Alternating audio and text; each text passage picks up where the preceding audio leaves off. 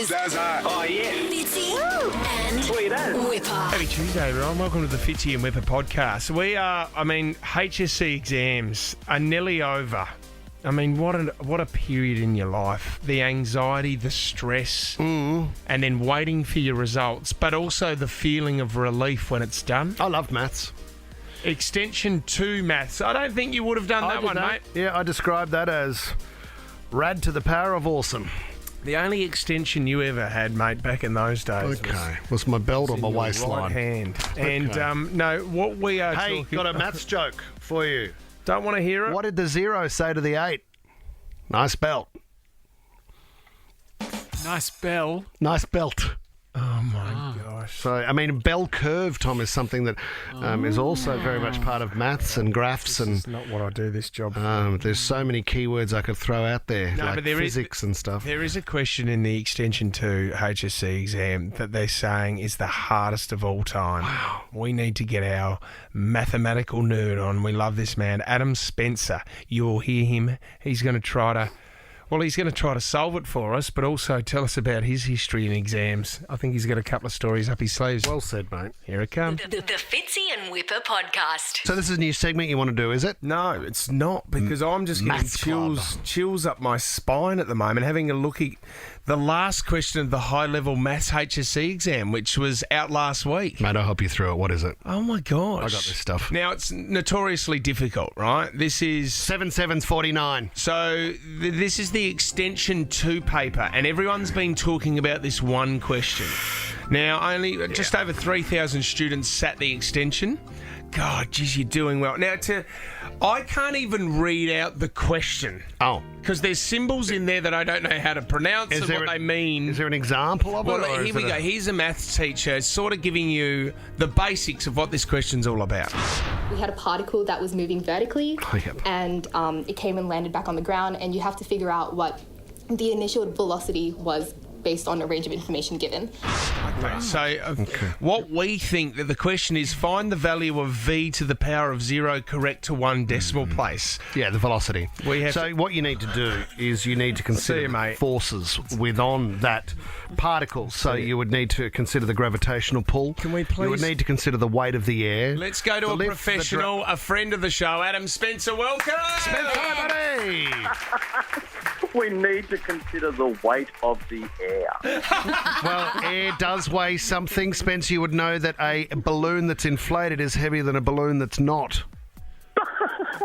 Then why does a balloon that's inflated float? Anyway, yes, it's... Because I must admit, the moment I saw that a couple of days ago, they said this is one of the most difficult Extension 2 maths questions in history. Oh, my God. My first thought was, oh, well, how long before Fitzy and Whipper rings for a chat? Yeah, the countdown was on. Spence, did you do Extension 2 at HSC? Yeah, it used to be called 4-unit mathematics. It's Okay. now called Extension 2. So the standard maths is worth 2 units. You can extend it by 1 or extend it by 2. So older listeners who are thinking 4-unit maths, Extension 2 is the same thing. Traditionally, the toughest of pretty much any course on the HSC, and certainly the toughest of the mathematics ones. And this year, she was a pretty gnarly exam. Okay, Yeah, so they think, Spence, that only 5% of those 3,000 students will get this correct. Jeez. Yeah, look, and I'll be honest with you. So there's two ways a question in this sort of exam can be hard. It can require some brilliant moment of insight that's just real lateral thinking, some observation that just not many people will make. Yeah. Or it can just be a question that's loaded with detail and you've got to remember dozens of things and the calculations are messy and there's a chance you're going to make a mistake. Horrible. And this one, as I'm sure you'd agree with her, is a bit more like the second category. You don't need any brilliant insight. You have to remember about 6 or 8 different aspects of particle physics. Yeah. And it came at the end of, I'm again sure you'll agree with her, a particularly long and nasty exam. I was actually talking to my fellow maths nerd, Eddie Wu, because that's what we do for fun. yeah, and Eddie Wu, he yes. had a look at this exam, and when he looked at it, he didn't think it was... He wouldn't have known. He didn't think it was particularly bad because there weren't any horrendous questions. But when you try and do the whole exam, there is so much in it. So the kids would have got to this already just Fried. out on their feet. And well, that's a real... It's quite common in these sort of things to look back at an exam the next day and go, how did I miss seeing that? Because you are just exhausted. The exam goes 3 hours. So a lot of kids would have got to this after 2.5 hours of brutal slog already. And that probably added to how challenging it was. Well, how long did it take for you with the method that you put together to actually answer this question, Spence? So that one, I mean, it's... If you know what you're doing and it all comes to you, you can bang the answer out for that in about 5 or 6 5 to 6 minutes, yeah. Took us that long to figure out what the parts of the equation actually were to read. By the end of this interview, I should have it for you, Spence. I'm just considering the forces. So, across all the different parts of the sort of big chapters of Extension 2 mathematics, this physics stuff is probably the most difficult one. It's getting away from just purely mathematics and getting into physics, so kids who do physics have a bit of an advantage. This one there was probably about 5 major steps to it, and each one was a pretty chunky piece of theory. Most students would be able to, for example, there's a video of that teacher doing the result online. Yeah. Most Extension 2 students could watch that and see what she's doing. It's not that she's talking a language they don't understand, but having the wherewithal to put those pieces together, as I'm sure he did with her, under the pressure of the exam. He's lost me. The real hey, Spence, before you give us the answer, has there, like you said, I mean, this is what the most difficult question in the exam, but when there's so many throughout the whole exam, time plays a huge part in completing your exam. Have you had to rush? Have you got any stories of getting through an exam and trying to get through it really quickly? I did an exam once at university. They had, the teacher said there are 9 questions in the exam. They're all worth 10 marks. But question 9 is optional. You can go the easy one for 10. Yeah. There's a tougher version that's worth 20 marks, but it'll be stuff you haven't seen yet on the course. You got to go for it, don't you? On the day, I backed myself and I thought, I'll have a crack at this. And I'm just plugging away and I'm getting nowhere, scribble, and suddenly the answer just drops out on the page in front of me. I pulled the right string. I look at my watch, there's literally a minute to go in the exam. Go, Spence. I'm going back through all this working, just putting red circles about the bits that matter, crossing all the other stuff out and joining it up with arrows. I got there with about 4 seconds well played to go. Amazing. It's Will Hunting. And like walked out of there with my chest puffed up as like I just kicked 6 goals in an AFL grand final to win it after the siren going, who's the man? Spence is the man. Spence, you know what, the kids the other day, they were told by their teacher they had to come and do something impressive on the blackboard or the whiteboard and something that they understood and explain how they understood it. Anyway, what I taught them was what I learnt at school, which is really clever, where if you go up to a blackboard or a whiteboard and you stand side on and hold your pen up, you can actually swing your arm around and do a pretty good circle. Have you seen people do that? Some people get it so right, it's the perfect circle. I'm so sorry, Adam. So I used to do that a lot at school. Yeah, I had a mate who was doing his PhD in that at the University of Sydney.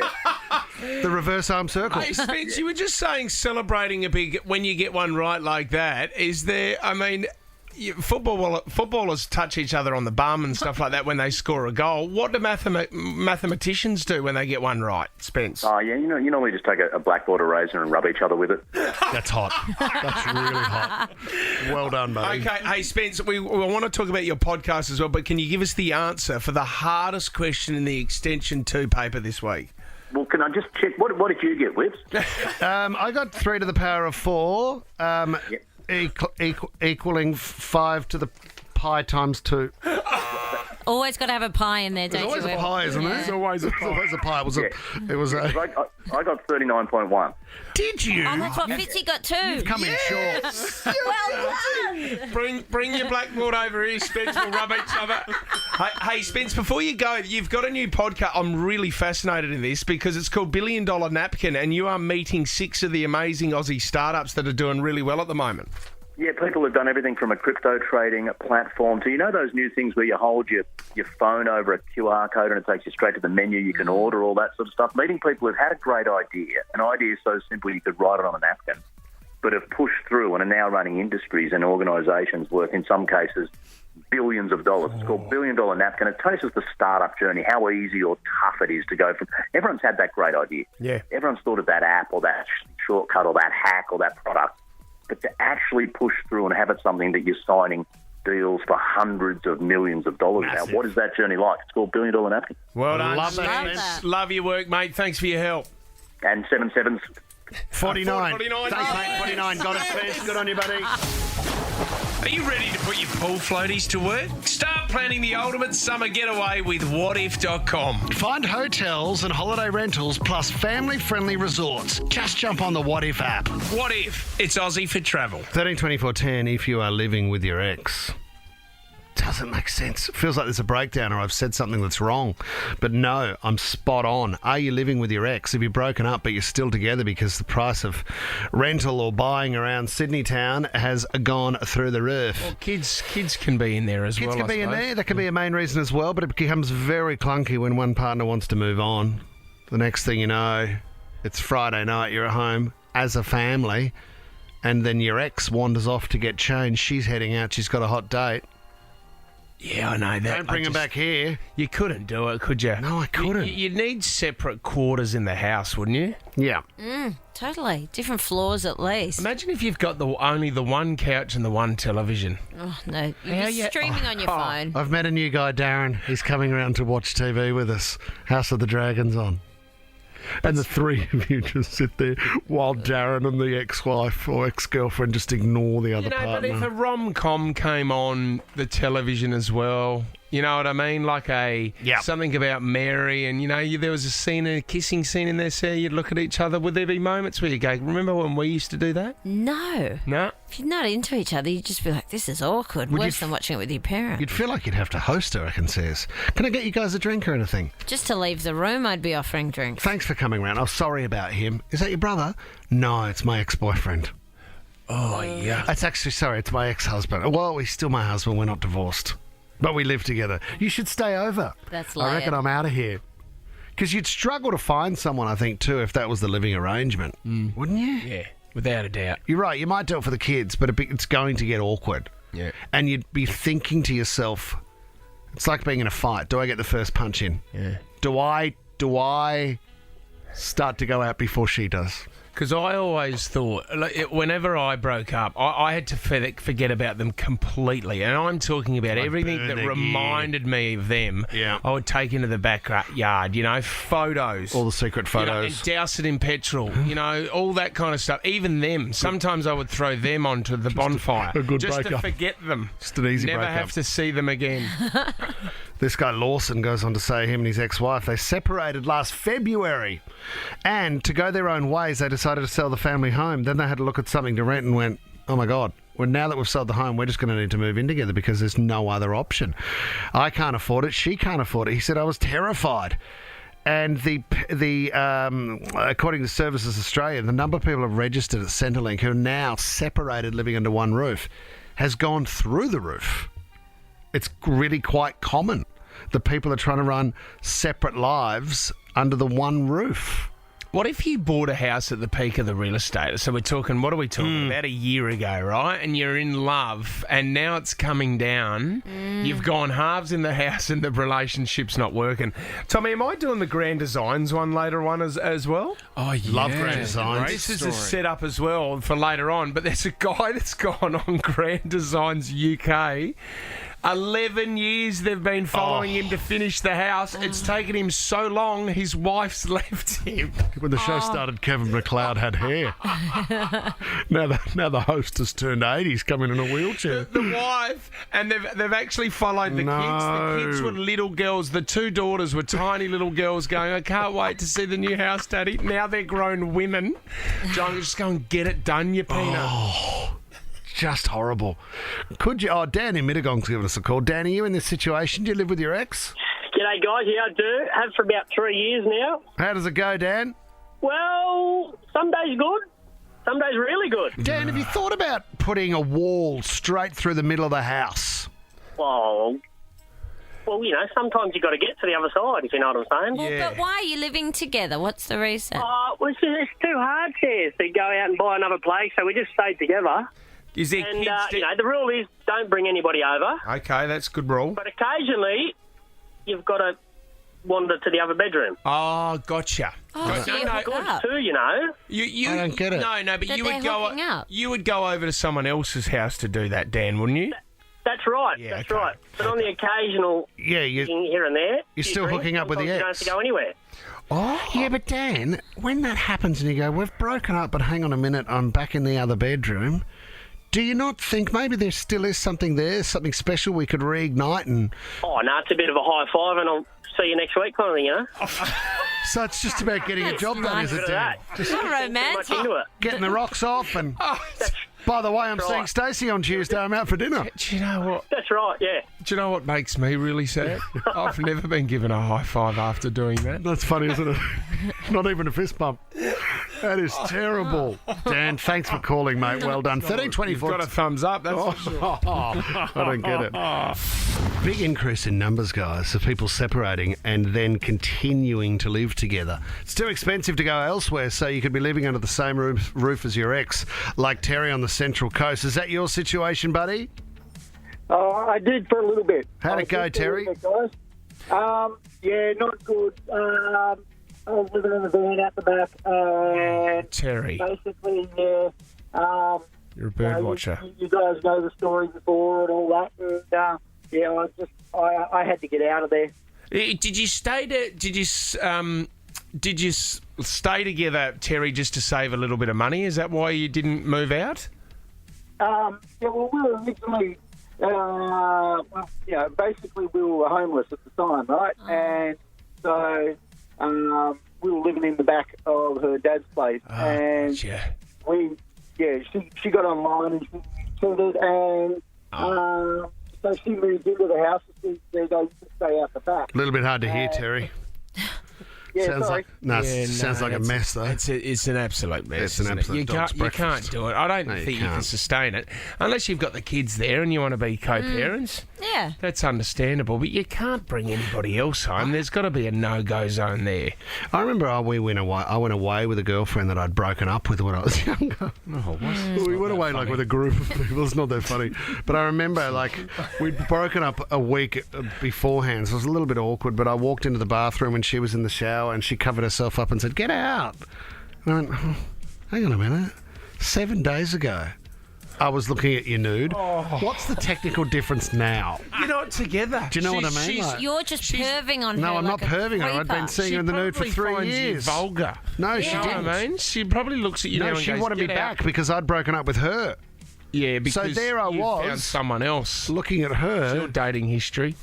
Why do you have to walk in when people are in the shower? Gary does this all the time. I'm like, get out, mate. Well, you're a Get never it. nude. That's different. So Yeah, you hate but that. So how do you know she wasn't the same? Like, I'm She just was in the not shower. a never nude. is I'd been seeing her for 3 years. I knew what she looked like in the nude. Gary's walking in and you're wearing denim shorts in the shower. When you end a relationship, that's it. It's over. You can't walk into a room nude Totally anymore. agree. It doesn't matter. Oh, I'd be disgusted And if then- you Sorry? walked into that room.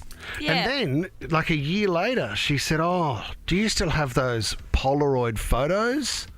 Oh, 8mm over here, Nicolas Cage. Anyway, I Keep did. going, Mike. Go on. But then she said, "Oh, can I come around and get them?"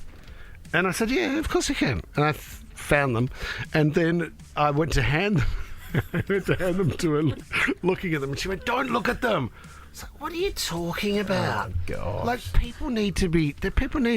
there's so much overthinking going on when it comes to the human body. Never really thought Like, how about. different can your body be to everybody else's? So stop thinking you've got something so precious. Just because you've seen it, though, doesn't mean that you have the right just to walk in and have a look at it whenever Totally. you want. But I'm not having a look at it But you like don't you do- say it. If they're there and they're present and they're naked, I'm not having a look at it. Well, you walked in, you knew she was but I'm having not- a shower, I'm walk not- back out. I'm not looking at it. Well, what were you doing? Brushing my teeth. Oh, you can do that in the kitchen. Do you know what I mean? Wait till she gets out. I'm not there with a pair of binoculars standing by the bathtub. She was, unfortunately, looking at you. Sarah, that did not deserve that. Yeah, that's Sarah, that Taken for a did not. thumb. That's why she broke up. I can't see. I mean, is there too many leaves on the tree? I don't know. Is there? Is there a snake in that long grass at all? I mean, if you can't beat them, join them. Are these bloody binoculars? Am I looking through these the wrong way? $300 and I can't see anything. The Fitzy and Whipper podcast. A lot of big occasions going on at the moment, Fitz. The radio awards are happening on Saturday night. The Acras guys. It's the a huge radios. It's a massive night of nights. In the hospitality game last night, the AHA Awards, Sarah, Australian Hotels Association, it was the big one. 1,500 people at Barangaroo in the hospitality industry vying for awards. And let me tell you, they put it on. What a great night. Awesome night. It's massive. Yeah, well done to Leone and the team who put on a phenomenal event and did the crazy thing of getting Fitzy and I to come and MC the gig. If you can imagine, 1,500 people, they haven't had this awards event for a couple of years now. Well, I said, Sarah, it's like I said to them, now you guys know, because this is what I've got in a majority of your establishments, now you know what it's like to have a 2-year ban, and now you're back. And they were fired up and juiced up and they were ready to go. They were pumped. I mean, to think that you were doing Best Hotel. They had the regional divisions as well. They had Best Steak, Best Palmy. Hang on a minute, mate. Jeez, they really fine-tune the award, Best don't they? cheap meal under $15. These sorts of categories. Best burger, right, was the Prince of Merriweather in Merriweather. Best steak sandwich, the Nags. Best Palmy, Settlers Inn Hotel, Port Macquarie. Get there for a palmy, if you know what I mean. There was amazing entertainment. Look, it's at the Cutaway in Barangaroo, so you know it's underneath the mound there, the huge mound that you walk around. It's a great space, that one. And they had acrobatics, Sarah, and all this kind of stuff. The thing is, there was a few unfortunate things that happened on the night in regards to us. First of all, they gave everyone at the table streamers and poppers. Unfortunately, I copped a couple of streamers to the face as I was up on the stage. Sorry about that. Another one just before we're about to start, I said, can I duck off and go for a quick wee? Because I'm not going to get an opportunity to do that. They said, yeah, no worries. And as I'm running across, I had a new pair of Aquila shoes on. You know, at the bottom of those, they're quite slippery. They're really slippery. Yeah. And there was a bit of moisture on the pitch. Who'd have thought with all the rain? My legs went straight out from under me. I've done my shoulders here. Please tell me you saw it. I didn't see it, but on the way out, I said to Ellie, one of the girls there, if the cutting or whatever the area is called there, if you've got security cameras, please, we need to see footage of this 6'6" bald guy going A over T. Yeah. So did you land, like your feet have gone out and you've landed on your shoulder? My feet have gone out from under me. I've got a bruised ankle and I've landed on my elbow, which I think's dislocated my shoulder. So because my shoulder dislocates all the time and it's pretty sore at the moment. So while there was a room erupting, right? I've never seen a flow of espresso martinis out of the bar like I did last night. And trays and trays and trays. And that's at 5:30 in the arvo. Yeah, good Some effort. people have got the train in from the country. They've been on the sauce since 1. All I can see is the guy next to me constantly moving his shoulder under his jacket, trying to adjust himself to find a little bit of comfort. Macca, can we play a little bit of just to get an idea of the sound of how big this event was? Can you play a bit of some of the music and then Fitzy's on stage? So that's us. The sound was drowned out. You could hardly even hear us up on the stage. Really? There. So they were pumping the tunes. I had a friend in the crowd who was giving me live updates on your success on the night. Yeah. Or How lack did we go? thereof. Yeah. I mean, look, it would be unkind to Shep.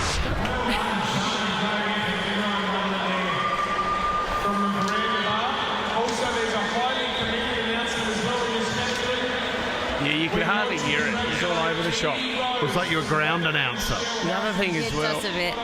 The other thing as well, it wasn't a good night for me, Sarah, and on the way out, my car park ticket didn't work. Yet again. This excuse every time. So what did you do, mate? I love doing this. I had to wait near the front and wait for someone to come out of the car park. I've gone right up their bum and just followed them straight out of the car park. Boom, didn't have to pay. You've done a sneaky. Well he done. He does it all the time because usually I'm in the car with Fitz because obviously we live near each other. But the other one he does is the whole, my ticket won't work. Can you pay for parking and I'll tailgate you out? I'm like, rubbish. Or I've lost my wallet. That was the one after the Sony lunch. How much was that? That was $50. $50. didn't get that back. Got her a beauty. Yeah, didn't There's he? a lot of pressure on the first driver to keep the speed up. Totally. Isn't there? So you're under the pump just as much as Fitzy is to try and hang onto your bum on the way out the gate. But this was, can I just say this? We ended the night and we said goodbye to everyone. And there were, I mean, we're talking people from Griffith, there was Mudgee, there was people from Albury, Wodonga, like everywhere. Best beers, best wine list. Oh, that's fun. And so we left at 8 o'clock. They had a $50,000 bar tab at Cargo. So, mate, tell they you were what. just starting to fire up. Jobs would have been lost, deals would have been made, promotions would have been given, babies would have been conceived. It was gross. just awesome. It was amazing. It was so much fun. The Fitzy and Whipper podcast. Lights, camera, clarity. The top trending stories in entertainment, I'm sorry to say, Fitzy, it's still Kanye West. He's been dropped by his lawyer and his talent agency. Adidas seem to be the only people holding out. Balenciaga have dropped him as well. Well, Adidas are under the pump massively, Sarah, aren't they? Well, I mean, yeah, it's getting harder and harder to ignore the things that he said and to dismiss it as sort of mental health related ramblings. A lot of Hollywood as well, celebrities including Jennifer Aniston, Reese Witherspoon, lots of others, they've all put up on Instagram posts condemning the anti-Semitic comments that he's made. I feel like he's done this for Adidas to drop him, Sarah. Well, He he's trying to blow up his life. He wants to be dropped for some reason, right? So he is now these anti-Semitic, everything that's coming out. And he's even said, I can say whatever I want and Adidas will not drop me. It's like he's throwing out the bait. You know, I've been a Kanye fan for a long time. It's just disappointing. Yeah, it is. Because It's no longer sad. can you maintain that there's a guy who's giving it his best here anymore. And you know what I don't like? I find it really hard to cop when someone plays a mental health card around these sorts of topics. It's almost like they're disregarding the impact of their statements, and it's impossible for them to consider the damage that they're doing. Absolutely. He's saying I Just can't be crazy. cancelled or held accountable because, this is what's you going can. on. You can. Yesterday, Boy George put up a video which got a lot of interest around the world, and he was having a little bit of a swing at Kim Kardashian for not speaking out against Kanye. I'm kind of appalled that not more artists have come out and spoke against what he's saying. I'm appalled that Kim Kardashian hasn't really added her voice to this debate because this woman has children with Kanye. So she can understand better than anyone as a mother what it must feel like for little Jewish children to hear these comments, how demoralizing and terrifying it must be.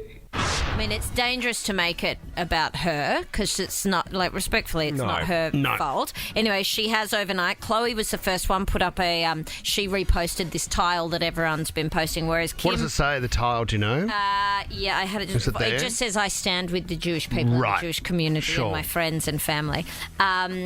Kim has put up a post this morning saying hate speech is never okay or excusable. I stand together with the Jewish community and call on the terrible violence and hateful rhetoric towards them to come to an immediate end, because people are hanging banners over freeway bridges in LA saying we stand with Kanye and we support his view of the Jewish people. Like, it's backwards. The thing is, he's a father. Like you said, I know, it's tough. When Kim hands over the kids to him, especially with the heat that's on him be at the scared, moment, wouldn't it's you? quite dangerous. I agree completely. That's absolutely that, but also your kids seeing that. I think the eldest too, particularly the North, the eldest, she would understand what's going on. Without a doubt. And you can't avoid it. It is headline everywhere.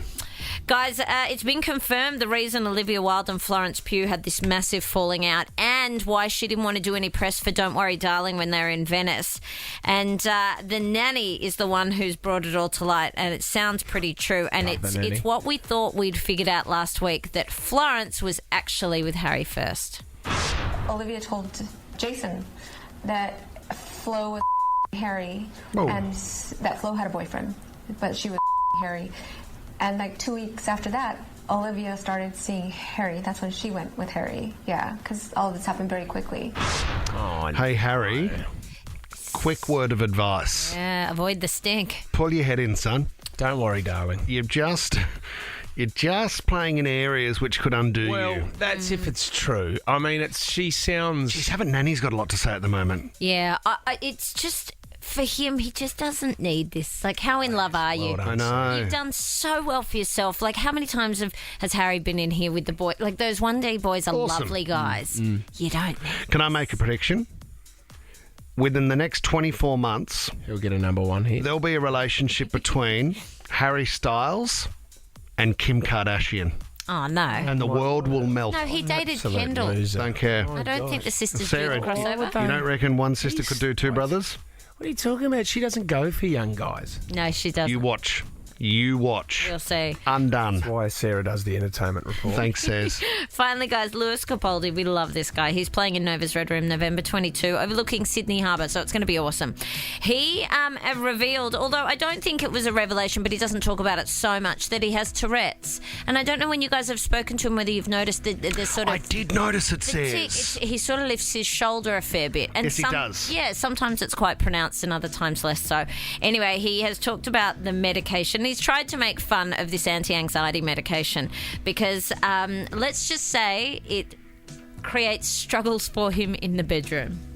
It's like I'm on a roller coaster. It's going up and up and up, And then you up, never... and it never comes down, and it just keeps going up and up. So that was an issue. It also made it just decreased libido in general. Interesting. And obviously, a sex machine like myself, I was that's just not going to fly. There's too many young ladies out there Clamouring. that would be hard done by if I was to take away my libido.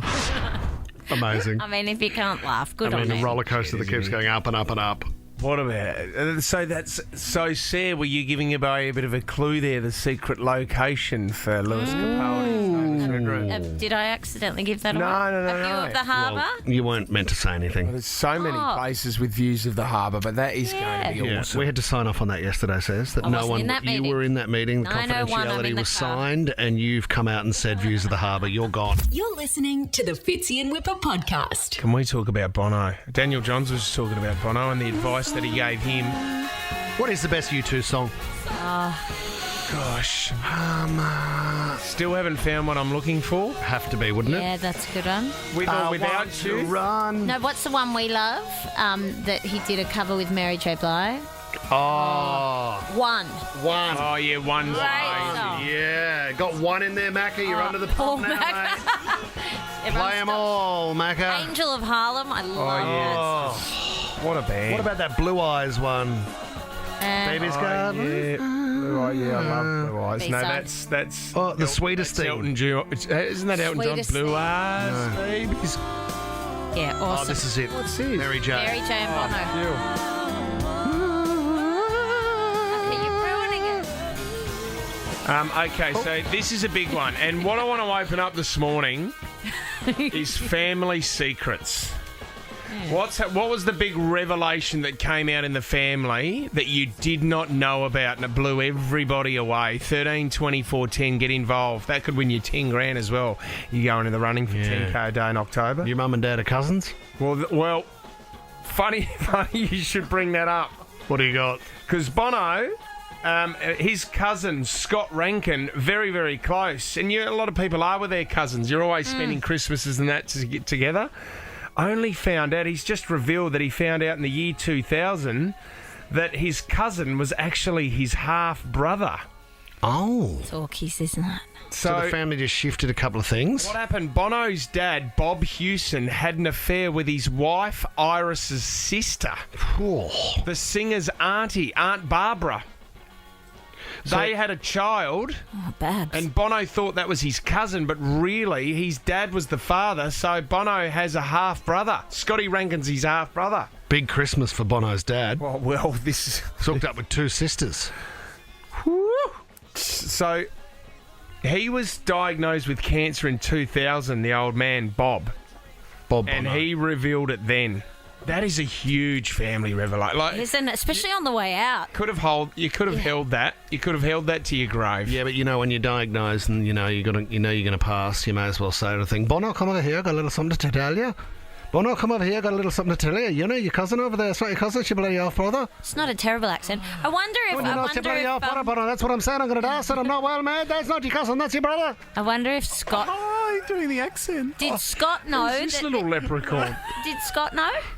Scott, no, it was dad? it was revealed by Bono's dad, Bob. So Bob came out and said, "Look, I have something to say, but I had an affair with your Aunt Barbara, and Scott is my son." Did the Edge know?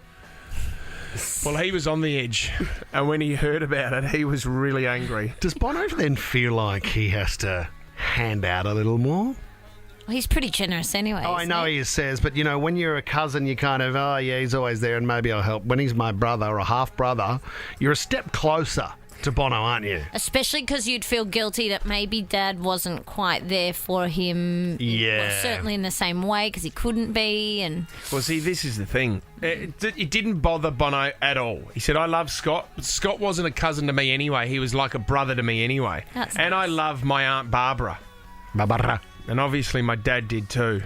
Did he what? He said to both Barbara and his dad Bob at one certain time, he said, hey, you two, get over here. You two. Good. Oh, that's where it came from, is it? Give me 2 seconds, guys. And that was the revelation of, whoa, you two. Originally they were called Hey You Two. Were they? Yep, and they dropped the hey. I thought they were called sisters. How could you be okay with your aunt when she's hooked up with your dad? The band was called Two Sisters and a Long Christmas Lunch. That's what we need to work out, because Iris and Barbara, two sisters, Barbara's not happy with her sister Iris for hooking up with Bob. Oh, there's some quality names here. I'd like to know the distance in time, or or what the time frame was. Was one sister 1 week, and then Well, aren't they all the same age? So next thing you know, or was it a year later? I'd love to know more about the circumstances. If we can get Bono on the show to find out. I mean, or was it in the same day? Maybe, Fitz. This has happened. If it's a family holiday, Bono may have had a couple of Irish whiskies and wandered into the wrong bedroom. Well, not Bono. Well, not Bono. Bono's dad. Wandered into the wrong bedroom accidentally. No, I don't think and so. their sister just went, well, I'll put my hands behind me. Oh, here we go. It tells us. No one's a stranger. Tells us when it happened here. It's happened on a Sunday. Bloody Sunday. You could extend on that, but we won't. In the name of love, yeah. And you know what? This is what I love about it, is that the love that the family had is that Bob said, I know you're angry with me, but I'll go on with or without you. Wow. He's wrapped it up. Because your aunt is the sweetest thing. Says joined the party. Tracy in Kellyville, family secrets. Trace, what do you got for us? Well, when I was 18, I found out I was adopted, and it turned out that my grandparents had adopted me, and I grew up with my sister, who I thought was my sister, turned out to be my mother. Wow. And so they made a concerted effort to wait until you were an adult to tell you that, Trace. They weren't actually going to tell me, but rumours started to go around the town. I lived in a small town in Tasmania at the time, and they thought they better tell me. Because you were going to find out. How old was your mum when she gave birth to you? 18. Yeah, wow. And were you angry every time you heard an inbred Tasmanian joke? It doesn't bother me. I'm used to them now. Yeah, well said. Trace, what was your initial reaction? Was there anger? A lot of anger. Still is some with my mother. Yes. I don't have anything to do with her. She would never tell me who my father was. I only found out 2 weeks ago who my father was. How did you find out, Trace? Just doing my DNA. Yep. But he passed away in 2007, so I won't get to meet him. You didn't know who he was at all, Trace? Was he part of your life? No, he's never been part of my life. I never met him. Yeah. Oh, Trace, 2 weeks ago you found out. Were there other people that you were angry with that didn't tell you earlier, Trace? Well, there was I had other sisters. Yep. They all knew about it. Family, friends, aunties, uncles, they all knew. But, yeah, they were never going to tell me. So when I actually found out, I actually did leave home and moved to Wagga. Oh, right. So, yeah, since then, I suppose I've never been close to any of them really since, Yeah. So you still haven't found what you're looking for, Trace? Not really. No. When my baby lies to me, I head to Wagga. I mean, Peter Allen, but that's okay. That's got nothing to do with you two. Like, not even the same nationality. Trace. Doesn't matter. It's just a song, guys. Like, the broader topic is music. Can we go to Alex in Kellyville as well? What's your family secret? Hi guys, how are you today? Really good, Alex. Go ahead with your story. So, when my grandmother passed away, I found out that my mother and her twin brother were adopted. Your mother and her twin My brother mother? were adopted. And did they know? So, they didn't know for a very long time, and I wasn't meant to find out. Yep. It kind of slipped out once she passed. Yeah. And to this day, nobody else in the family actually knows. But why are they keeping that a secret, do you know? So my understanding was my grandmother was pregnant with twins when she went into hospital, and she came out with twins. Wow. So that's my understanding. I actually don't know too much about it. Have you tried to find the grandparents? So are you saying that she came out with a different set of twins? Yep. On purpose? What? I think... Well, she was never pregnant, really. Well, to be honest, I'm not too sure, because this is like well before I was born. Yeah. But like what I've been told was Grandma walked into a hospital pregnant with twins and came out with twins. That's all you knew. But they weren't her twins. I would say Grandma They wasn't weren't pregnant. hers. Yeah, but interesting that you would still keep it a secret. couple of twins. Well, in our family, Uncle Stan came home from the church one day just with a basket and a baby in it and said, look, Auntie Joyce, look what I've got. An Actung baby. That's another YouTube. Awesome. That was very good. That was actually quite impressive. Wasn't it? A serious that topic. was more of an album mixed than a with single. it was, but it still definitely works under the U2 category. And then they category. and You're then going to they get some sort of Joshua Tree gag in. They kept the baby. They kept Auntie Karen. So whose baby was it? Was it Dunno. his, but he'd never said he impregnated It was, someone? No, they don't know whose it was. It was just left at the church in a basket. Good on him for bringing it. Somewhere there where the streets had no name. Yeah. No, that was weak. Oh, you've sat back a lot, and now you've kind of just jumped in with one. And I mean, well done, Macca, on matching it with the joke. But I don't know. Life work in mysterious ways. The Fitzy and Whipper Show is a Nova podcast. For more great comedy shows like this, head to novapodcast.com.au.